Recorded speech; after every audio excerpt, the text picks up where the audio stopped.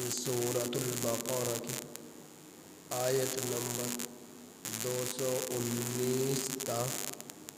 220 تک 21 تک آپ حضرات کے سامنے تلاوت ہے۔ ترجمہ ان آیات کریمہ کا یہ ہے، وہ لوگ آپ سے پوچھتے ہیں یسألونک عن الخمر والمیسر، شراب اور جوے کے بارے میں، قل آپ کہہ دیجئے فیہما، شراب اور جوے میں، اثم گناہ ہے، کبیر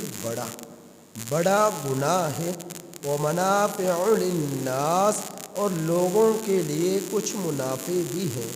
وَإِثْمُهُمَا اور ان دونوں میں اکبر من نفعہما، ان کے نفع سے بڑا گناہ ہے، اور ان دونوں میں کا بڑا، اور یہ دونوں گناہ میں بڑے ہیں ان کے نفع سے۔ وَيَسْأَلُونَكَ مَاذَا يُنْفِقُونَ اور وہ لوگ آپ سے سوال کرتے ہیں کہ کیا خرچ کریں، قُلِ الْعَفْوَ آپ کہہ دیجئے ضرورت سے زائد خرچ کر ڈالو، كَذَلِكَ يُبَيِّنُ اللَّهُ لَكُمُ الْآيَاتِ اسی طرح اللہ تعالی بیان کرتے ہیں تمہارے لیے نشانیاں، لَعَلَّكُمْ تَتَفَكَّرُونَ تاکہ تم لوگ غور و فکر کرو، فِي الدُّنْيَا وَالْآخِرَةِ دنیا اور آخرت میں، وَيَسْأَلُونَكَ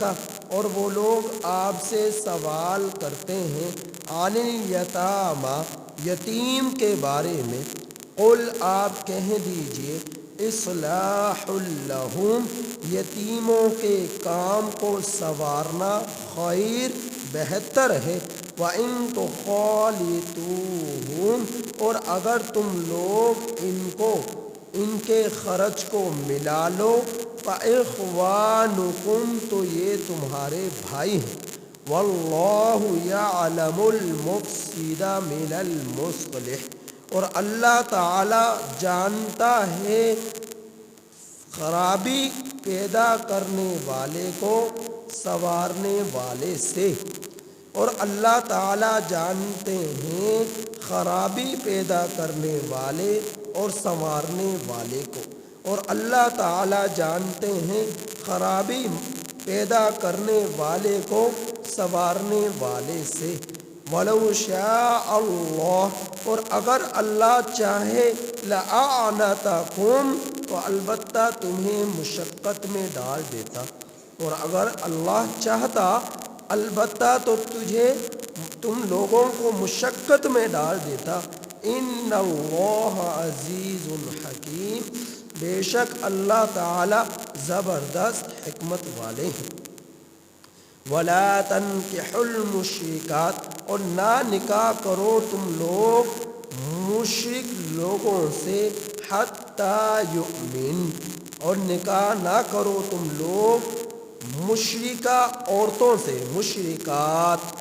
مشرکہ عورتوں سے تم لوگ نکاح نہ کرو، حَتَّى يُؤْمِنْ یہاں تک کہ وہ ایمان لے آئے، مومن ہو جائے۔ وَلَأَمَةٌ مُؤْمِنَةٌ اور البتہ مومنہ لونڈی خیر بہتر ہے، من مشرکہ سے، وَلَوْ أَعْجَبَتْكُمْ اور اگرچہ وہ تمہیں بھلی لگے، وَلَا تُنْكِحُوا الْمُشْرِكِينَ اور نہ نکاح کرو تم لوگ مشرک مردوں سے، حَتَّى يُؤْمِنُوا یہاں تک کہ وہ ایمان لے آئے، مومن ہو جائے۔ وَلَعَبْدٌ مُؤْمِنٌ اور البتہ مومن غلام خیر بہتر ہے، من مشرک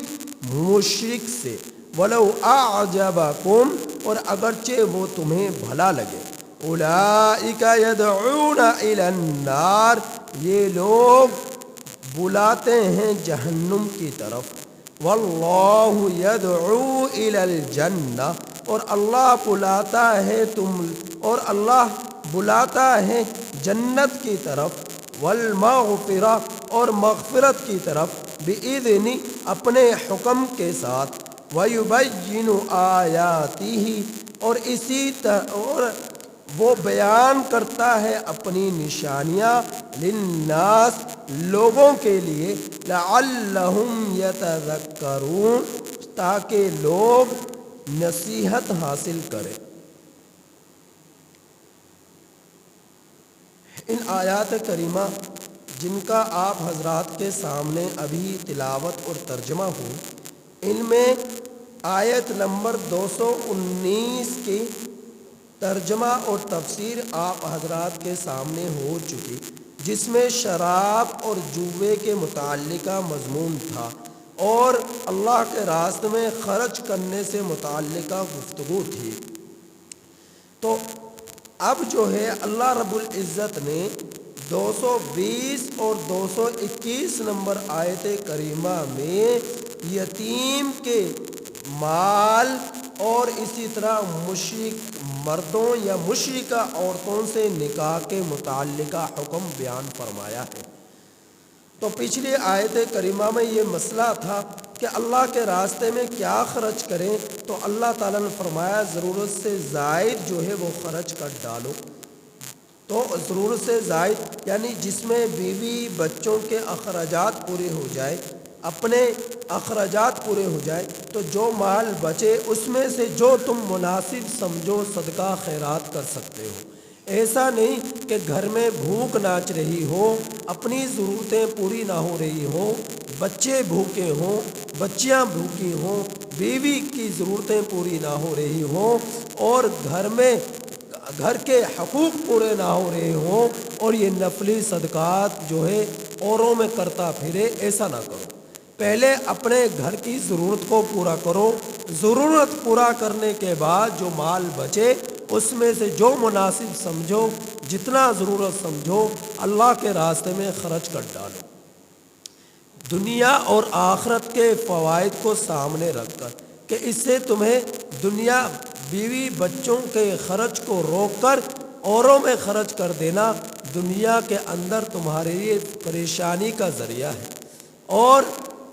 بیوی بچوں پر خرچ کرنا تو یہ دنیاوی فائدہ ہے کہ ان کی ضرورتوں کو پورا کیا، اور اخروی بھی فائدہ ہے کہ اللہ کے راستے میں خرچ کیا، تو دنیا کی ضرورت بھی پوری ہو گئی اور آخرت کی ضرورت بھی پوری ہو گئی۔ تو اگلا مسئلہ یہ بیان ہوا کہ یتیم کا مال، اللہ کے رسول صلی اللہ علیہ وسلم کا یہ فرمان ہے کہ تم یتیم کا مال کھا کر اپنے پیٹوں میں جہنم کے انگاروں کو نہ بھرو۔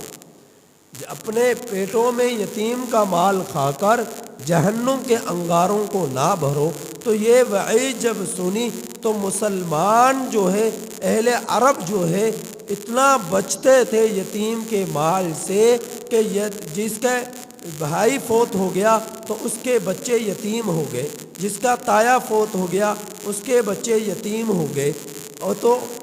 جس کا چچا فوت ہو گیا اس کے بچے یتیم ہو گئے۔ اب اس کے چچا یا تایا وراثت میں کچھ نہ کچھ مال چھوڑ کر گیا، تو اب اس مال کی اس قدر وہ احتیاط کرتے برتنے میں کہ وعید سے بچنے کے لیے کہ ان کی ہانڈی الگ پکتی، ان کی سبزی الگ بنتی، اور ان کے کھانے پینا روٹی وغیرہ کا انتظام الگ سے ہوتا۔ اب ایک گھر ہے، ایک ہی گھر کے اندر دو ہانڈیاں پک رہی، ایک یتیم کی ایک اپنی۔ یتیم کی اس وجہ سے الگ سے بن رہی کہ کہیں یتیم کے مال سے بنی ہوئی ہانڈی کا استعمال ہم لوگ زیادہ نہ کر لیں، اس کے کھانے پینے کی چیزوں کا یتیم کے مقابلے میں ہم سے استعمال زیادہ نہ ہو جائے، تو اس قدر احتیاط برتے۔ لیکن اس طرح احتیاط کرنے میں مشقت ہوتی، پریشانی ہوتی کہ اب وہ یتیم کا جو کھانا بنا، یتیم کے لیے جو روٹی بنی اس کے مال سے، یتیم کے مال سے جو کھانا سالن تیار ہوا، یتیم کے مال سے جو کھانے پینے کی اشیاء تیار ہوئی، اب یتیم بالفرض سے اس میں سے کچھ کھاتا، سارا نہ کھاتا تو وہ مال سڑتا رہتا، ضائع ہو جاتا، لیکن خاندان کے لوگ یتیم کے مال کو استعمال نہ کرتے، اس بچے ہوئے سالن کا استعمال نہ کرتے، اس بچے ہوئے آٹے اور روٹی کا استعمال نہ کرتے، اس بچی ہوئی سبزی اور ترکاریوں کا استعمال نہ کرتے کہ کہیں یتیم کے مال کا کچھ حصہ ہم لوگ کھا نہ لیں، اور اگر ایسا ہو گیا تو گویا کہ ہم نے جہنم کے انگاروں سے اپنے پیٹ کو بھر لیا، اپنے پیٹ کو بھر لیا۔ تو اس قدر احتیاط کرتے، لیکن یہ مشقت پڑتی، مال بھی ضائع ہو رہا۔ تو اللہ کے رسول صلی اللہ علیہ وسلم کے پاس چند صحابہ اکرام تشریف لائے اور آ کر سوال کیا، تو اللہ رب العزت نے قرآن کریم کی ان آیات کریمہ کو نازل فرما دیا اور فرمایا کیا، سوال کیا، وَيَسْأَلُونَكَ، وہ لوگ آپ سے سوال کرتے ہیں، عن الیتامیٰ، یتیم کے بارے میں، قل آپ کہہ دیجئے، اصلاح لہم خیر، ان کا سنوارنا بہتر ہے، وَإِن تُخَالِطُوهُمْ، اور اگر تم ان کے مالوں کو ملا لو تو وہ تمہارے لیے بہتر ہے، یعنی اس کے مال میں سے جب تم کھانا تیار کرو اپنے گھر کا تو اس کے مال میں سے بھی کچھ کھانا جو ہے اپنے مال میں شامل کر لو۔ مثال کے طور پر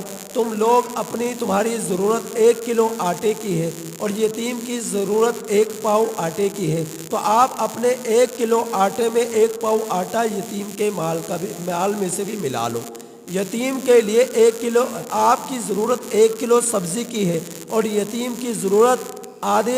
آدھ پاؤ سبزی کی ہے، تو آپ آدھ پاؤ سبزی کو اپنے 1 کلو سبزی میں شامل کر لو اور اس کا یہ کھانا اپنے کھانے کے ساتھ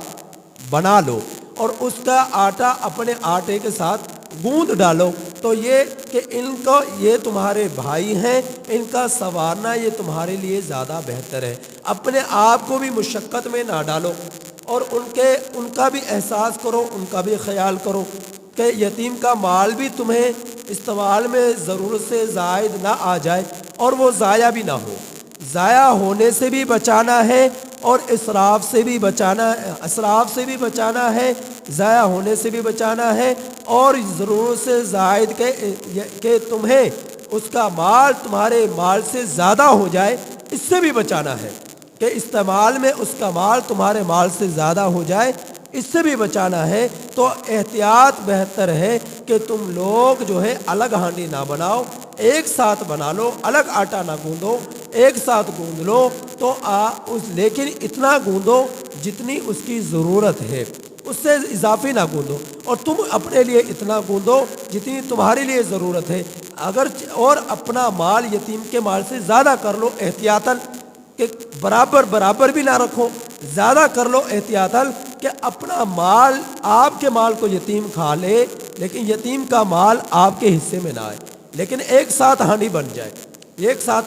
جائے اور اس ہانڈی میں آپ کا مال زیادہ ہو جائے، تو آپ اس احساس کے ساتھ یتیم کا خیال کرو گے تو اللہ رب العزت اس پر آپ کو اجر دے گا،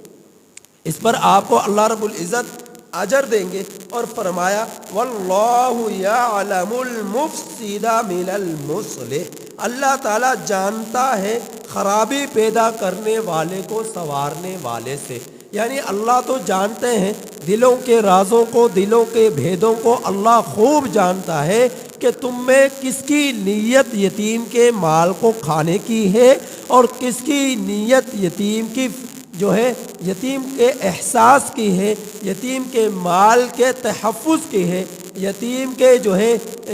کے احساس کی ہے اور اس کے مال کے تحفظ کی ہے، اور کس کی نیت یتیم کے مال کو ضائع کرنے اور کھانے کی ہے، استعمال کی ہے۔ اللہ تعالیٰ دلوں کے رازوں کو خوب جانتا ہے، لہٰذا تم لوگ جو ہے اپنی نیتوں کو درست کر یتیم کے لیے، یتیم کے مال کو ضرورت کے مطابق اپنے مال میں شامل کر اس کے لیے کھانا تیار کر سکتے ہو، روٹی تیار کر سکتے ہو، سالن تیار کر سکتے ہو۔ اور فرمایا وَلَوْ شَاءَ اللَّهُ لَأَعْنَتَكُمْ، اور اگر اللہ چاہتا تو تمہیں مشقت میں ڈال دیتا، یعنی تمہیں اسی مشقت میں رہنے دیتا کہ یتیم کے لیے تم نے کھانا تیار کرنا ہے۔ ظاہر ہے یتیم کا خیال سب سے زیادہ وہی کرے گا جو اس کے خاندان کا شخص ہے، اس کا قریبی شخص ہے۔ غیر کو کیا معلوم کہ کون یتیم ہے کون یتیم نہیں، کس کی کیا ضرورت، تو خاندان کے لوگ جو وہی خوب جانتے ہیں کہ اس بچے کی کیا ضرورت ہے۔ اب اس کے بچے کا باپ کا سایہ اس کے سر پر نہیں، اس کے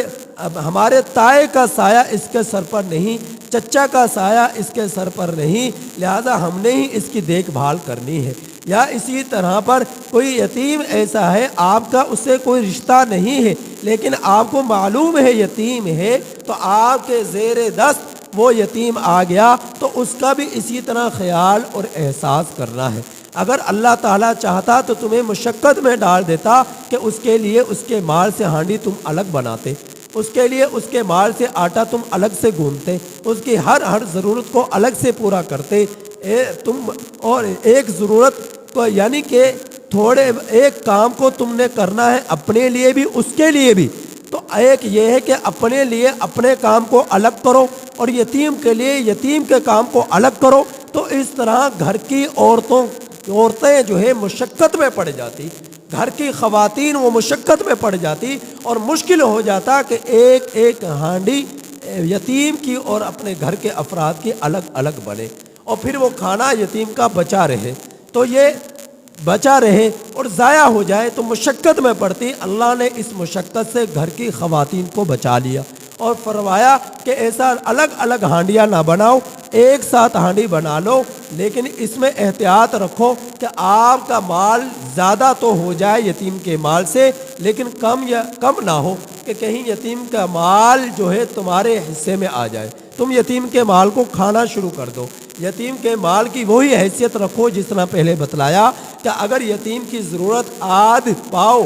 سبزی کی ہے تو آپ 1 کلو سبزی اپنے خاندان کے لیے استعمال کر رہے ہیں تو اس آدھ پاؤ کو 1 کلو سبزی میں شامل کر لو، اس آدھ پاؤ آٹے کو 1 کلو آٹے میں شامل کر لو، تاکہ یہ ایک ہی ہانڈی میں یتیم کی بھی ضرورت پوری ہو جائے اور تمہاری بھی ضرورت پوری ہو جائے اور تم لوگ اپنے آپ کو تمہیں لوگوں کو مشقت میں نہ پڑنا پڑے۔ کتنا میرے رب نے احساس کیا اپنے بندوں کو، اپنی بندیوں کا کتنا احساس کیا، کتنا خیال کیا کہ مشقت میں نہ پڑے، لیکن فضائل بھی اسی طرح بیان فرمائے۔ یتیم کے سر پر ہاتھ رکھو تو سارے گناہ معاف ہو جائے، جتنے سر کے ہاتھ کے نیچے بال آئے یتیم کے سر پر ہاتھ رکھا محبت سے شفقت سے تو اللہ سارے ہی گناہوں کو معاف فرما دے اور بالوں کے بقدر اسے نیکیاں عطا فرما دے۔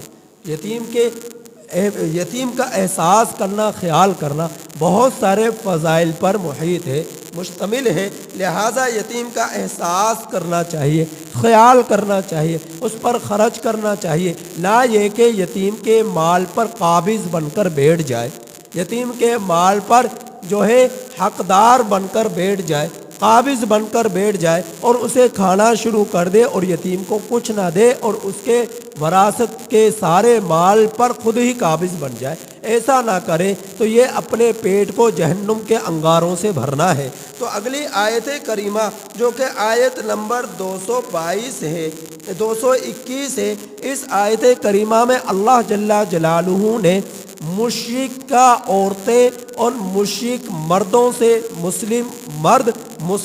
مسلمہ عورتوں کا نکاح کا مسئلہ بیان فرمایا ہے کہ مشرک مرد یا مشرکہ عورتیں 2 طرح کی ہوں گی، یا تو وہ اہل کتاب ہوں گی یا پھر وہ اہل کتاب مشرکہ نہ ہوں گی۔ اہل کتاب کے عقائد اسلام 3 ہیں، نمبر 1 توحید، نمبر 2 رسالت، نمبر 3 آخرت، جبکہ اہل کتاب سے ہٹ کر دوسرے جو مشرک ہیں نہ ان کا عقیدہ، نہ وہ عقیدہ توحید پر قائم، نہ ہی وہ عقیدہ رسالت پر قائم، نہ ہی وہ عقیدہ آخرت پر قائم، جبکہ اہل کتاب عقیدہ توحید پر بھی قائم، عقیدہ آخرت پر بھی قائم، اگر وہ قائم نہیں ہے تو وہ رسالت پر قائم نہیں ہے۔ تو عقیدہ توحید اور آخرت پر قائم ہے، تو جو لوگ عقیدہ توحید اور آخرت پر بھی قائم نہیں ہیں ان کے مقابلے میں یہ زیادہ بہتر ہیں ایک طرف وہ ہیں جو عقیدہ توحید پر بھی قائم نہیں، عقیدہ آخرت پر بھی قائم نہیں، اور عقیدہ رسالت پر قائم نہیں۔ عقائد اسلام میں سے تینوں عقیدوں پر کوئی کسی شخص کا نظریہ اور عقیدہ نہیں ہے، تو ایسے عورتیں اور ایسی مردوں سے مسلمان مرد یا مسلمان عورت کا نکاح کرنا جائز نہیں ہے، چاہے وہ مشرکہ عورت چاہے وہ مشرک مرد تمہاری نظروں میں اس کی خوبیاں، اس کی اچھائیاں، اس کے جو ہے بھلائیاں کتنی ہی بھلی معلوم ہو، کتنی مستحسن معلوم ہو، لیکن ان سے نکاح کرنا نہ ان کی عورتوں سے نہ ہی ان کے مردوں سے جائز ہے۔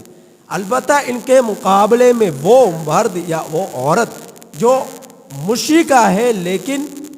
اہل کتاب ہے، یعنی اہل کتاب کا کیا مطلب؟ تورات، زبور، انجیل وغیرہ کے آسمانی کتابوں پر ایمان رکھنے والے، اپنے پیغمبروں پر ایمان رکھنے والے ہیں، آسمانی کتابوں پر ایمان رکھنے والے ہیں، تو وہ اہل کتاب یہود و نصارہ وغیرہ جو صحیح معنی میں اہل کتاب ہیں، تو ان کے مردوں کو مسلم عورتوں کا نکاح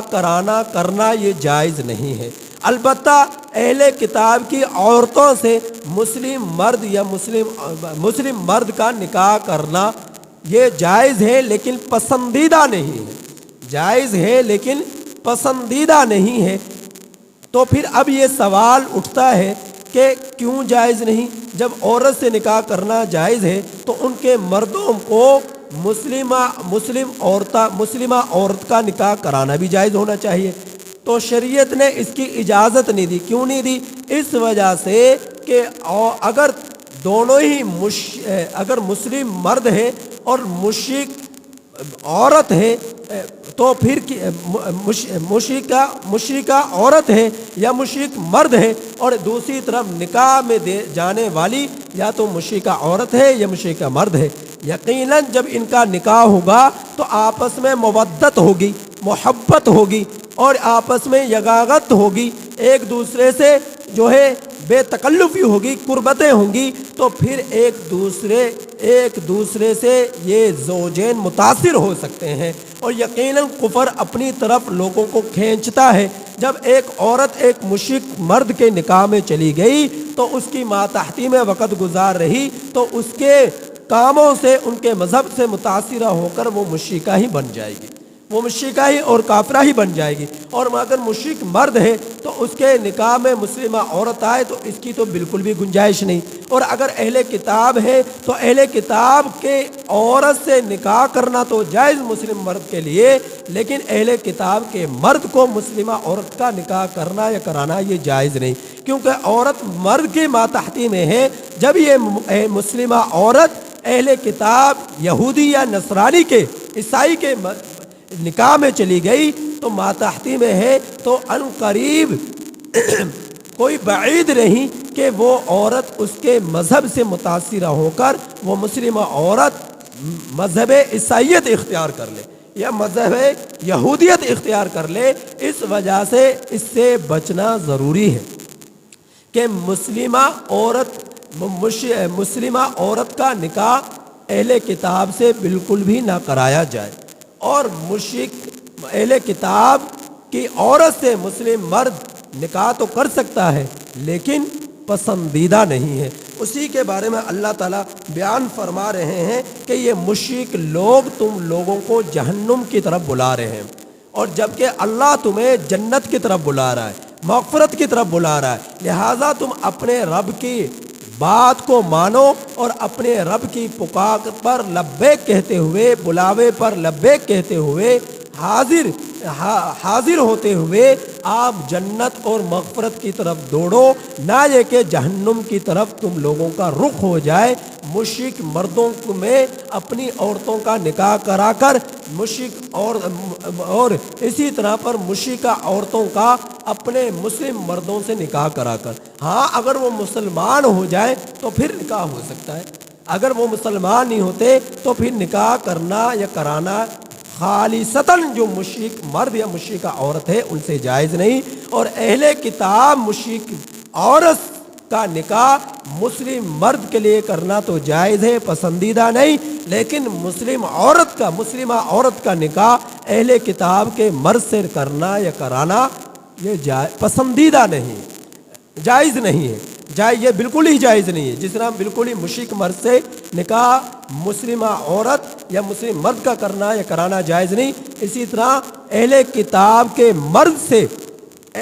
مسلم عورت کا نکاح کرنا یا کرانا بالکل ہی جائز نہیں۔ ہاں البتہ اہل کتاب کی عورت سے مسلم مرد کا نکاح کرنا یا کرانا یہ درست ہے، لیکن پسندیدہ نہیں ہے۔ اب فرمایا ان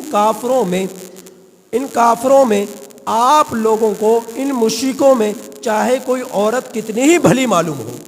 چاہے کتنی ہی اچھی معلوم ہو، لیکن اللہ کی نظروں میں وہ اچھا نہیں ہے، یہاں تک کہ وہ ایمان لے آئے۔ لہذا تم دین کو دیکھو، نبی کریم صلی اللہ علیہ وسلم کا فرمان ہے جب تم کسی عورت کا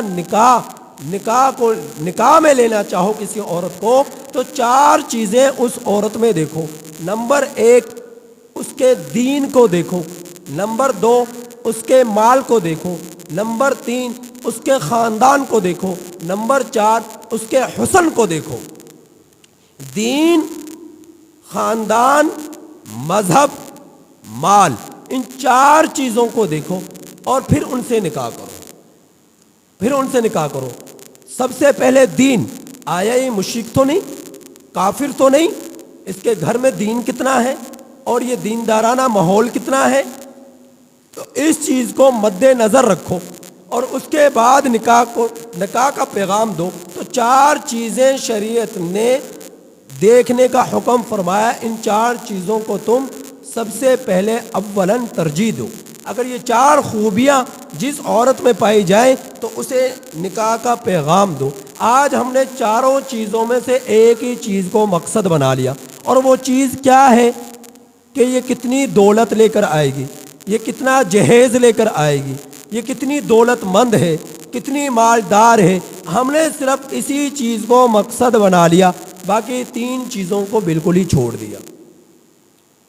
3 چیزوں کو بالکل ہی چھوڑ دیا۔ تو ان چیزوں سے بچنے کی ضرورت ہے۔ تو اب اس آیت کریمہ کا ترجمہ دیکھیے، نہ نکاح کرو تم لوگ مشرکہ عورتوں سے یہاں تک کہ وہ ایمان لے آئیں، اور مومنہ باندی بہتر ہے مشرکہ باندی سے، مشرکہ باندی سے مومنہ باندی تمہارے نکاح میں یہ بہتر ہے۔ جس طرح آج کل کمی قسم کے لوگ ہیں، اگرچہ وہ مسلمان ہیں، جسے معاشرے میں حقارت کی نظر سے دیکھا جائے، یعنی کمی سمجھا جاتا ہے، نیچ سمجھا جاتا ہے، 3rd درجے کا سمجھا جاتا ہے، کم درجے کا سمجھا جاتا ہے، تو ایک اعلیٰ خاندان رکھنے والا، حسب نسب رکھنے والا، وہ کبھی بھی اگرچہ وہ مسلمان ہے تو اسے نکاح کا پیغام نہیں دے گا، اسے نکاح کرنا اپنے لیے اچھا نہیں سمجھے گا۔ تو اللہ تعالیٰ فرما رہے ہیں مشرکہ عورت سے مومنہ باندی بہتر ہے، مشرکہ باندی سے مومنہ باندی سے نکاح کر لو، یہ بہتر ہے۔ مشرکہ باندی آزاد ہے اور مشرکہ عورت آزاد ہے، اور ایک طرف مومنہ باندی ہے، تو مشرکہ آزاد عورت سے بہتر یہ ہے کہ تم مومنہ باندی سے نکاح کرو، یہ تمہارے لیے بہتر ہے، لیکن اس مشرک عورت سے نکاح نہ کرو۔ اور فرمایا وَلَوْ أَعْجَبَتْكُمْ،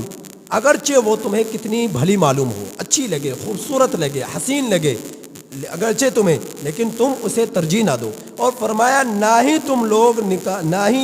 لوگ نکاح کرو مشرک مردوں سے یہاں تک کہ وہ ایمان لے آئے۔ اور فرمایا کہ مومن غلام بہتر ہے مشرک غلام سے، مومن غلام بہتر ہے مشرک غلام سے۔ اور فرمایا وَلَوْ أَعْجَبَكُمْ، اگرچہ وہ تمہیں کتنا ہی بھلا معلوم ہو، خوبصورت لگے، ایک مشرک مرد ہے اور ایک طرف مومن مرد ہے لیکن غلام ہے، تو شریعت یہ کہتی ہے کہ آپ مومن ایمان کو ترجیح دو، چاہے وہ غلام ہی کیوں نہ ہو، لیکن آزاد غلام ہے اور لیکن مشرک ہے، اسے تم ترجیح نہ دو۔ آزاد شخص ہے لیکن مشرک ہے، اسے تم ترجیح نہ دو۔ اگر مومن ہے چاہے وہ غلام ہے، اسے تم ترجیح دو۔ اگر تم نے نکاح ہی کرنا ہے۔ اور فرمایا اولئک یدعون الی النار، یہ مشرک لوگ، یہ کافر لوگ تمہیں جہنم کی طرف بلا رہے ہیں، جبکہ تمہارا رب تمہیں واللہ یدعو الی الجنہ، جہنم کی طرف بلا رہے ہیں۔ کیا مقصد؟ جب تم نے اپنی عورتوں کا نکاح مشرک مردوں میں کرنا شروع کر دیا، مشرک مردوں میں کرنا شروع کر دیا، تو یقیناً وہ عورتیں مشرکہ ہو جائیں گی، ان کے مذہب سے متاثرہ ہو جائیں گے۔ جب ان کے رہن سہن کو دیکھیں گی، کھانے پینے کو دیکھیں گی، یقیناً ان کا کھانا بھی حرام، سور کے گوشت کو کھاتے ہیں، کتے کے گوشت کو کھاتے ہیں، کیڑے مکوڑوں کے گوشت کو کھاتے ہیں، بندر خنزیر کے گوشت کو کھاتے ہیں، ان کا سارا ہی رہنا سہنا معاملات حرام چیزوں پر مشتمل ہے۔ جب تم نے اپنی عورت کا نکاح ان مشرک مردوں میں کر دیا، یقیناً وہ بھی انہی جیسے کام کرنا شروع کر دے گی، یہاں تک کہ اپنے ایمان سے ہاتھ دھو بیٹھے گی۔ جب ہاتھ سے ایمان دھو بیٹھی تو اس کا مسکن کیا ہوا، اس کا ٹھکانہ کیا ہوا؟ تو اس کی دنیا بھی برباد ہوئی اور آخرت بھی برباد ہوئی، اور اس کا مسکن جہنم ہو گیا۔ اب وہ جہنم ہے، خلود فی النار ہو گئی، ہمیشہ ہمیشہ کے لیے جہنم کے اندر چلے گی۔ جبکہ تمہارا رب کہہ رہا ہے تم ان سے نکاح نہ کرو، ان سے بچ کر رہو، تو اللہ ان سے بچ کر رہے، یقیناً تو تم ان کے مذہب سے بھی متاثر نہیں ہوگے، ان کے حرام کاموں سے بھی تم بچ جاؤ گے، ان کے حرام کردہ چیزوں سے بھی تم بچ جاؤ گے، ان کے غلط عقائد سے بھی تم بچ جاؤ گے، تمہارے نظریات بھی درست رہیں گے، تمہارا دین بھی درست رہے گا، اور پھر تمہارا دین درست رہا، تمہارا عقیدہ درست رہا، تمہارے نظریات درست رہے، تمہارا ایمان درست رہا، تو پھر تمہارا مسکن کیا ہوگا؟ جنت، تو تم جنت میں چلے جاؤ گے۔ تو اللہ تعالیٰ فرما رہے ہیں لہٰذا تم لوگ اپنے آپ کو جہنم کی طرف نہ لے کر جاؤ مشرک مردوں سے نکاح کر کر، تم اپنے آپ کو، تمہارا رب تمہیں جہنم سے بچا رہا ہے اور جہنم کی طرف بلا رہا ہے، والمغفرہ، اور مغفرت کی طرف بلا رہا ہے اپنے حکم کے ذریعے سے، وَيُبَيِّنُ آیَاتِهِ لِلنَّاسِ، اور وہ بیان کرتا ہے اپنی نشانیاں لوگوں کے لیے، لَعَلَّهُمْ يَتَذَكَّرُونَ، تاکہ لوگ نصیحت حاصل کریں، تاکہ لوگ نصیحت حاصل کریں۔